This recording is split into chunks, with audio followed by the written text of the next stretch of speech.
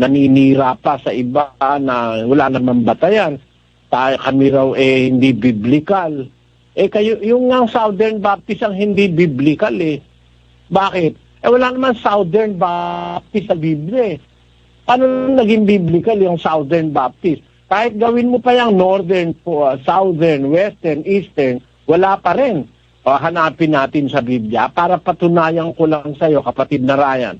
Paninira lang nung mga nasa religion mo yung ang Church of God daw hindi biblical.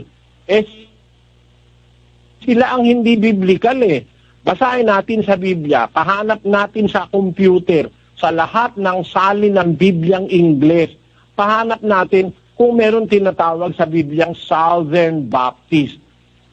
Tingnan natin. Pakilagay mo nga sa computer, Vladimir. Opo, kapatid na Eli, at ito po ang mabilis pong inililitaw po ng computer kung mayroon nga po ba siyang makikitang Southern Baptist sa lahat ng English pong Biblia.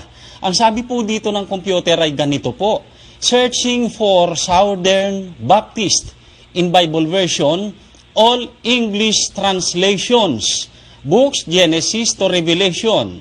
Result, no words or phrase found. Yan ang hindi biblical, wala sa lahat ng Biblia. Pero yung Church of God na aking ipinangangaral sa lahat ng lugar, yun ba hindi biblical o nasa Biblia ba yung Church of God? Pahanap mo nga sa Bible, sa computer, Brad Mel. Opo, ito naman po ang sinasabi kaagad ng computer sa findings po niya. Sa Biblia, tungkol po sa Church of God, sabi po niya dito, searching for Church of God in Bible version, King James Version, from Genesis to Revelation. Result, 8 words or phrase found. Kita mo?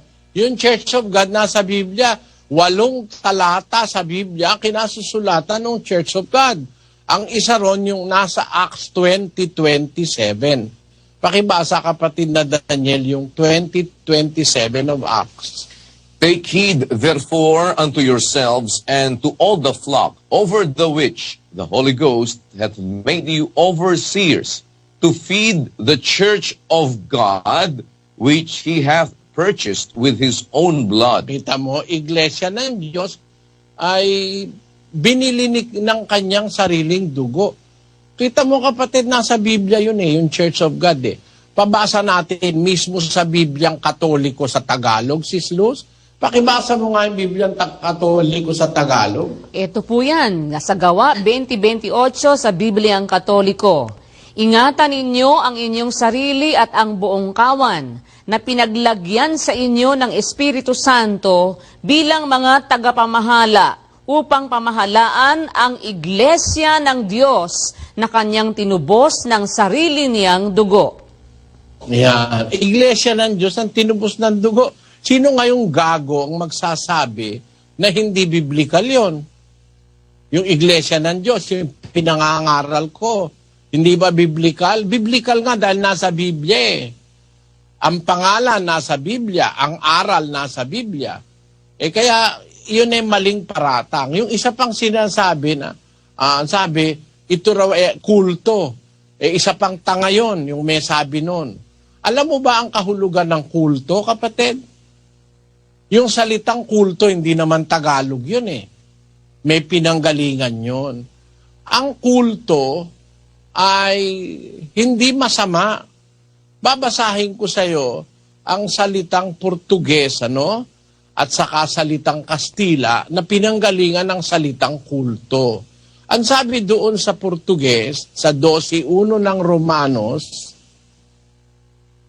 Rogo vos, pois, irmãos, pela compaixão de Deus, que apresenteis os vossos corpos como sacrifício vivo, santo e agradável a Deus, que é o vosso culto racional. Que é o vosso culto racional. Yung palang kulto, pagtitipon para sumamba sa Diyos. Ang kahulugan pala ng salitang kulto, nagtitipon para sumamba sa Diyos. Basahin natin sa Kastila, kapatid na Luz.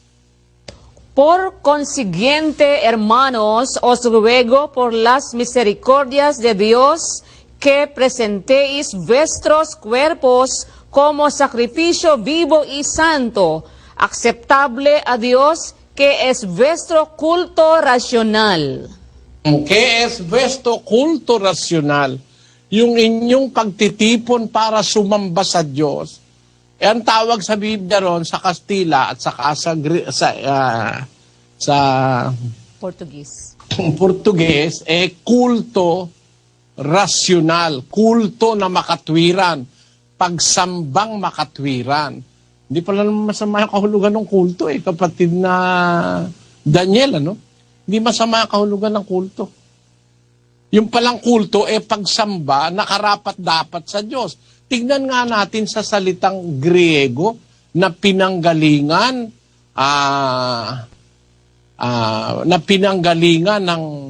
ng salitang kulto, yung salita sa Griego. Basahin natin ang Romanos 12:1 sa Griego. Παρακαλώ umas adelphoi diaton oiktirmon to theo parastesae to tasomata umunt tusian sosan agyan to theo eorastonten lohiken latrean umon. Lohiken latrean umon. Yun yung kulto na karapat dapat.